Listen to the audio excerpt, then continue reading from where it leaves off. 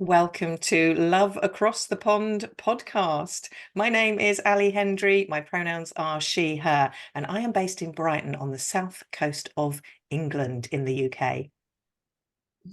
I am Kenzie Wilcox, and my pronouns are she and her. And I am based in Minnesota, Minneapolis, Minnesota, right smack dab in the USA. Hey y'all, I'm Lena Jewett. I am from the southern US in Tennessee, and I use pronouns she, they.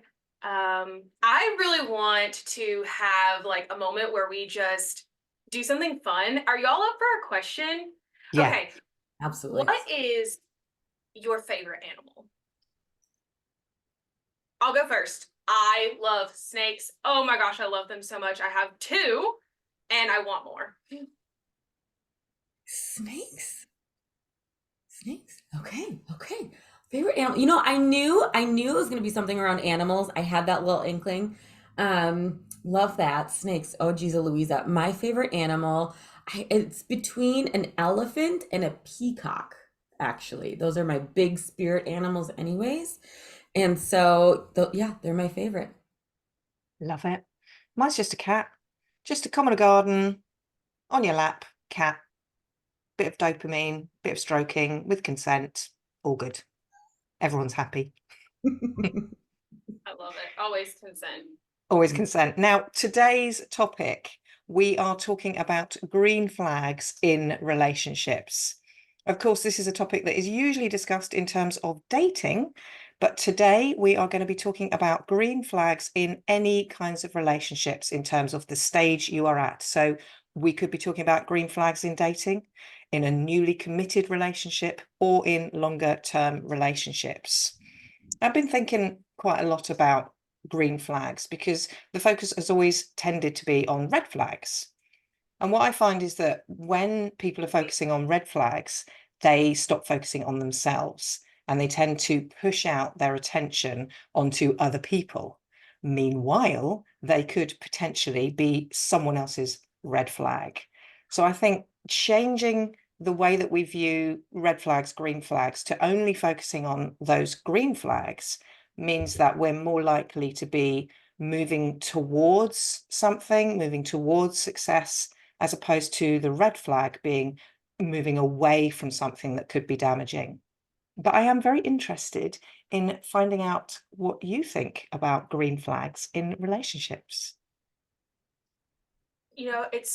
I love that you say that moving away from rather than moving towards, because when we move away from something, we are not exploring it, we're not investigating it, we're not healing it if it's a trigger, if it's, you know, just in general something that, let's say, we also struggle with, and so we see it as a red flag because our shadow selves don't want to admit that it's something we're dealing with.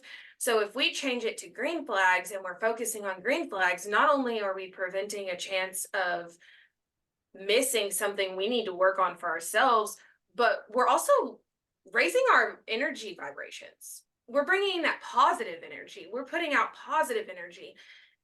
I can't help but to think about, have you ever heard of when you hear about a car and then all of a sudden you start seeing that car all the time and you never saw it before? It's the same thing here. If we are always thinking about red flags, we're not going to notice the green flags. If we focus on the green flags and we say, this is what I want in my relationships, all of them, not just romantic ones, these are the things that are required to be in relationship with me because I deserve to have my needs and wants met, and then actually act on that, it's going to set us up for success, and it sets the people we're in relationship with up for success. Oh, I love that. And what you're talking about is a real psychological thing. It's called perceptual set. Having a perceptual set for something whereby our focus is drawn to a particular area. And as you say, if you're looking to buy a red car, suddenly the world seems to be populated by red cars. So I love what you're saying about the energy and how we attract the space that we want to move into. Yeah, I mean that's kind of how I've been living my life now for the past 6, 7 years, is that instead of looking for the negative in situations, it's it's, you know, flipping that lens or flipping that script of, well, let's look for the positive things. And so now, even when I'm on walks, I see smiles within twigs and hearts everywhere. And I probably look a little, you know, just out there to a certain extent because I literally start laughing, like bowling over laughing, and like look around and ask, is anyone else seeing this shit? Because this is hilarious. Mm. It's absolutely hilarious. And so, um, you guys are hitting it right on the head when you're talking about seeing those types of patterns and looking for those patterns and being aware of it, because then you'll start cultivating and bringing that in. And Lita, when you talked about, you know, you're also setting the stage for the relationships that you want and for the other people as well. You're setting the stage and you're setting the foundation, and you're also teaching everyone around you, you know, just by osmosis and just by being your true self of, I am worthy of having my needs met. I am worthy about talking about what I want and what I feel. And also, it's not just in a romantic relationship, it's also platonic. And you know, that's another, and Allie, you mentioned that as well, of it's not just through your romantic relationships that your needs need to be met. It's through all of them that make yourself whole. And so, and I know, you know, relying on one person is a lot to ask for, you know, in a romantic type setting. So yes, green flags in the relationships, it's just cultivating that awareness, cultivating that positivity, and, you know, and also just talking about it. Like, I love when you do A, B, and C. And so then your partner, the person that you're speaking with, will just be, you know, that much more aware of it. And, you know, hopefully want to keep doing it and ask on the flip side, what can I do for you? It's a two-way street. And I feel like sometimes as people, we forget about that. Mm. Yeah. I was thinking about how we start to look at what green flags are to us. So, how do we measure them? How do we label them? And while I was thinking about it, I was thinking, well, actually, perhaps it all starts from the goal, and the goal being love. So, if love is the goal, first of all, what would be your definition of love? And if we're then moving into looking for those green flags, how do we develop those green flags from our definitions of what we see as love? You guys, I have the best definition of love. Is that Share okay? with the group. Oh my goodness. Okay. So, you know how I love acronyms, obviously. It just gets me going. And so, my definition of love is the following: listening, open, exploration, and then, oh my gosh, shoot, I missed a letter. Love, open, validation, exploration. Don't worry, guys, I got it. It's a little early over here in Minnesota. Um, Again, it's listen, open, validation, exploration. Utilizing all these words just helps cultivate that definition of love for me, where you're listening to your partner and your partner is listening to you or the person in the relationship, and you're being open to receive all of that information. And then you're validating what that other person is telling you. And so it's just, it's confirmation, it's validating, it's actually seeing, like, I see you, I hear you, and then exploring, like, let's do something about it. And so teaching my children that too, and I love that we're doing the green flags. um and you know, I just see that big red light because we're teaching our children all about the stoplights. And so it's just like, oh, red means stop. This is what you do with your body. This is what you do with your car. Green means go. And so it's just the literal sensations. And so my 3-year-old is just like, Mom, stop. And so it's just giving you that, like, whoa, you're right. And then green means go. And so with the love, that's how I'm seeing it. That's how I'm feeling it, is just, you want to push forward. Your whole body wants to literally lean in. Whereas stopping is what? And putting your arms up, crossing them, and utilizing your body language as well. So utilizing all of those letters and words, and then of course putting in the feelings and the visuals with the stoplights. I love that. That's so beautiful. And you were setting your kids up for so much success by giving them the autonomy to do that. So shout out to you and snaps for you for being like phenomenal in doing that. For me, when I think of the word love, the first thing that comes to mind is 2 years ago when I ended up in the mental hospital because I was not okay and how my wife showed up for me. And then when I remember that love is so much bigger than a romantic relationship and that I want to love and be loved by people in all of my relationship dynamics, whether I'm dating them, whether it's my wife, I'm married to her, obviously, she's my wife, whether it's my kid, businesses, employees, like I want to love and be loved here with you guys, with the people that are going to hear this. I want them to feel loved. So when I look at it as a bigger thing, it is treating others the way your highest self would want to be treated. Not today, not the way I am today, because the way I am today is traumatized. The way I am today is healing. I absolutely accept things that I don't fucking deserve. I know that. I'm working on that. So for me, it's where I would be if I was not having those struggles to overcome. And I think that can be applied to any relationship at any point, even if you just meet them. So for me, love is all encompassing to every human, and it is something that every human is deserving to receive and feel. What about you? Wow. I mean, goosebumps galore right on my crown. And then you know how like when you're a baby and even like as an adult, you like to be cradled right here.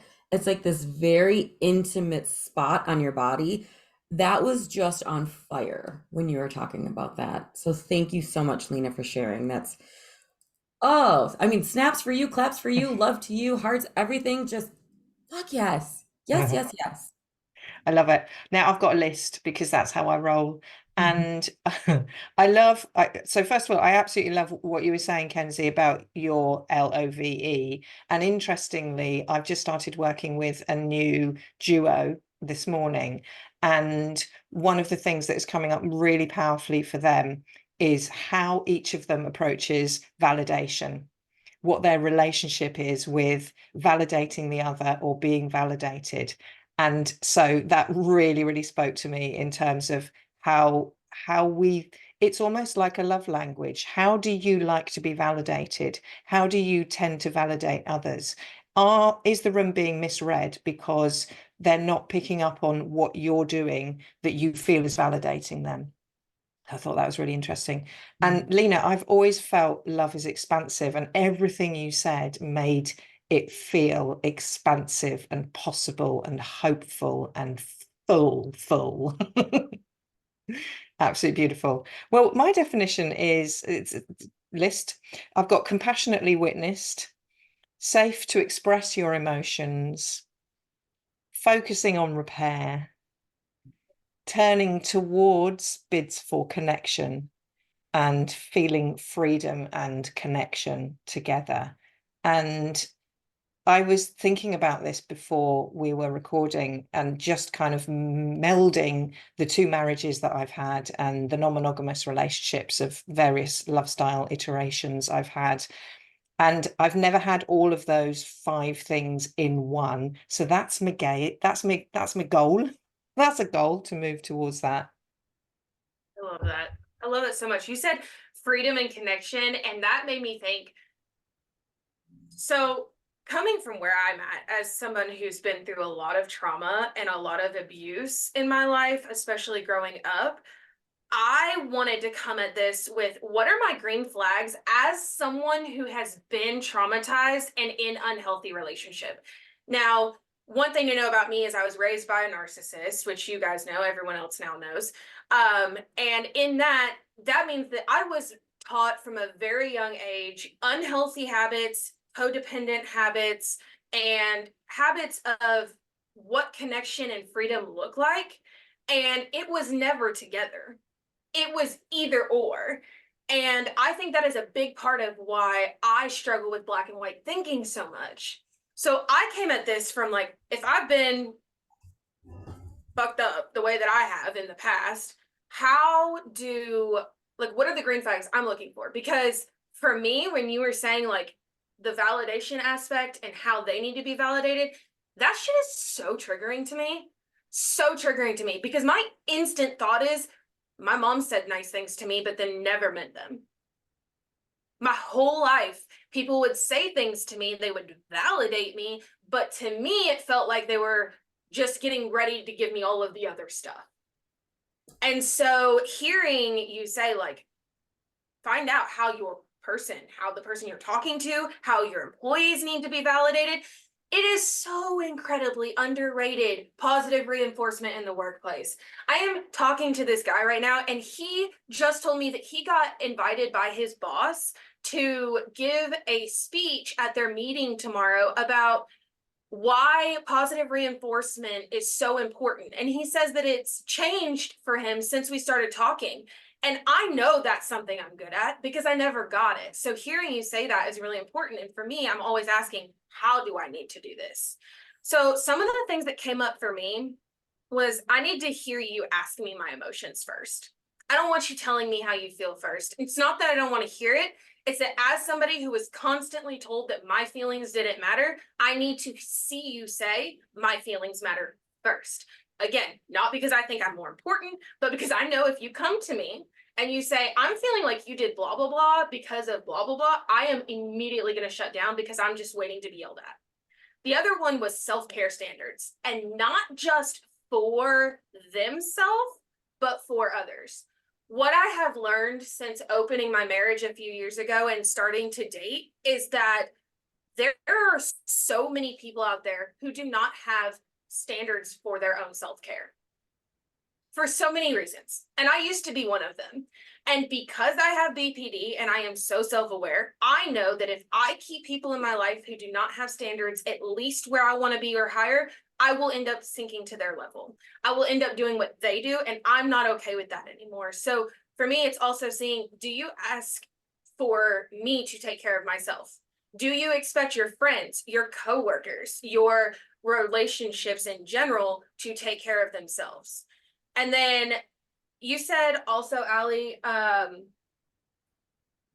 I already said that. The other thing that's coming up to me was the communication. You said something about communication, and I just want to throw out there, this is one of my favorite things and one of my all-time like holy shit moments is that communication is a two-way street. We've heard this, right? We hear this, but it is not a communication two-way street as in I talk, you talk. That is not it. It is I talk and you understand. And if they don't understand, it is your responsibility to change how you're talking.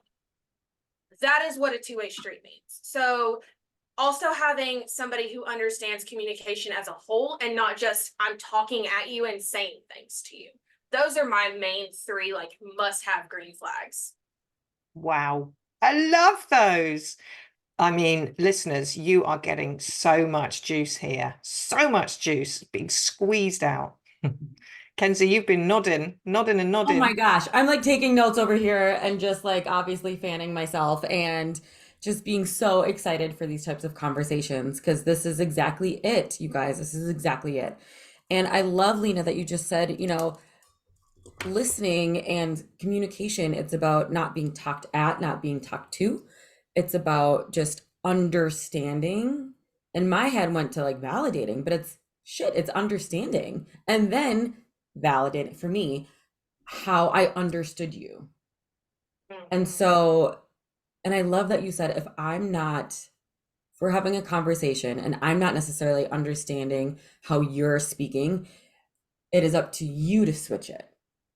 It's like, oh shit, that is so fucking powerful because then the onus is on you and you, the other person is asking the questions. And then you're also asking the questions of how does your communication style, excuse me, I screwed that up. How does your communication style like work? How does it mesh? How does it, immerse together within that? And I think that's the biggest thing with my husband and I is that his communication style for 9 months, we worked on this, like, which is not that long, but we had a long distance relationship. So we had nothing else to do except work on our communication. And as this relationship with us three morphs into everything in all of its beauty and glory, you will understand how I communicate. It's through sounds, it's through facial expressions, it's through like noises. All my coworkers were just like, I speak Kenzie now, because it's literally through noises as well. And so my husband and I met when we were in middle school, but we didn't know how our communication styles were going to work out. He is very black and white. He's very sarcastic, which I love. And I have switched now to that type of style. But I am very emotional. He's a Cancer, which is, I mean, they're very emotional and foundational. But as an Aries, I'm very like, boom, here you go. This is what we're going to do. And let's go do it. I don't understand why we have to take a step back, breathe, figure out the freaking plan, and then move forward. It's like, no, I just told you the plan because I just came up with it 5 seconds ago. Let's go. And so then during those 9 months of hashing out how we speak, it has definitely built that foundation of, and Allie, you mentioned this too, like that compassionate, I think you said like compassionate understanding or something with the word compassionate. Compassionately witnessed. Yes, compassionately witness. That is me in a nutshell. Compassionately witnessed. Not a lot of, I don't let a lot of people in, because once you're in to my energy, you're in. But that means you're also witnessing me on a completely different level. And then Lena, when you were just saying that, you think like self-care and everything like that, if the other person doesn't value self-care the way you do, then you sink to their level. And then you're like, I'm done with that. Yes, yes, yes. Ditto. Because that self-care, that compassionately witnessed, that for me, it goes hand in hand. And so if you don't see intuitively or something like that, or don't necessarily understand or love that part about me, what's a big part that you're missing out on? And right? And it's just like, I see lights, I see energy, I see, all these big, beautiful things. And if I can't share that with you, I'm sorry. Like, it is going to be like a shell of myself. And that's not fair to you. And that's not fair to me. I just And have to say, green flag alert. You said, oh God, you said that, nope, it went gone. I lost it. Trauma. It's going to come back at It some will, and point. I'll be like, hey, this is what it was. Yeah, we'll put it in the show notes, people. I mean, so much, so much. Let's have a think about some of the personal takeaways and whether any of those personal takeaways are leading to a place of a call to action. Yeah, I want to go first with this one actually, because in everything we have said, everything that I've heard, I really enjoyed, Allie, when you said, if we focus on the red, we miss the green. I think there's so much, because it's true. It's true. It's proven in psychology. I don't know the terminology for it, so please tell me again what that was called. Perceptual set. Perceptual set. Thank you. I've heard talks on it. I've just don't remember that. Okay, so I loved that. And then what all of this kept going back to for me was taking personal accountability in relationships. That is the ultimate green flag, because at the end of the day, if you are taking accountability, anything you're doing that is a red flag will be worked on. It will. And if you are taking accountability, everything you're doing is going to be in order to be your best self, your highest self. And so for me, I'm going to spend some time journaling today about where do I need to take more accountability in my relationships. Again, all of them. And I think I'm going to focus mostly on my business relationships, because I don't think I'm showing up as effectively in business relationships as I could out of my own fear. So I'm going to take accountability for that. I'm going to work on that. I'm going to do some journaling around that. Yeah, that accountability, man, it always comes back to it. Doesn't it? It's just it's a catch-22, super kitty wampus, everything, right? Um, I can go next if you don't mind. My takeaways, my everything. I just love that you said compassionately witnessed. And so if I want that, kind of lean on your note too, if I want to be witnessed compassionately, how am I witnessing others compassionately and through that same lens? And so to, kind of drill it down, I'm going to take that, to my marriage, of course, to my children. And then I love that you hit on, the professional business relationships and making sure, because that's kind of been nagging me a little bit. And so I want to make sure that I am, doing those gut checks, taking that accountability of, am I compassionately being witnessed? Am I witnessing them the way they want to be seen and heard and understood? So that is what I'm going to be doing. And yes, I'm going to go for a run after this. And so, like, that is where I can just work out all of those big, beautiful details and have those aha moments. And then, of course, stop to dance in the middle of the sidewalk because a good song is coming on. Right? Yeah, that is absolutely me. So if you see anyone like a little Indian just kind of like busting a move sometime on like going viral on YouTube, that will be yours truly. Yeah. Particularly if you're staring at a smiling twig. Exactly. Yeah, I'm I'm going to go and look for smiling twigs now. I think my main takeaway is around validation, and it's interesting that we're applying it to we're talking about love across the pond, and we're talking about romantic relationships and any other space where love and connection inhabits. And I love that we're expanding that. I'm going to take mine to a friendship. For the last couple of years, I have sent a text message, two-way text message to one of my best friends. In the morning, we say, I am grateful for, and then we say, I deserve. And I want to bring in validation as well, because that's something that's resonated with me throughout the day in terms of working with my clients and also being here in this space. And I'm going to ask her how she likes to receive validation. And I'm going to weave that into our daily goosebumps. Yeah, I'm going to weave that into our daily comms from today. I love that so much. Okay, look, I'm doing really good not interrupting, and I'm so proud of my ADHD brain right now, but my face will 100% interrupt you every time. I have goosebumps because that's what the whole point of this was so that we could get better, so we could help others understand love better, understand relationships. And we all found something in this podcast, the very first episode, to take away that is going to benefit us and those relationships that we are entering every day. Absolutely. Absolutely. Yay to us. Now, we would all absolutely love to have your comments on this podcast. So please share your main takeaways, your personal takeaways, and if they're going to lead to any kinds of call to action, we would absolutely love to hear from you. Thank you, everybody, for being here today. I've loved it. I can speak for me, and I can see these shiny faces. I loved it too. I'm so excited for the next one. Me too. Thank you, everyone, for joining us at Love Across the Pond podcast.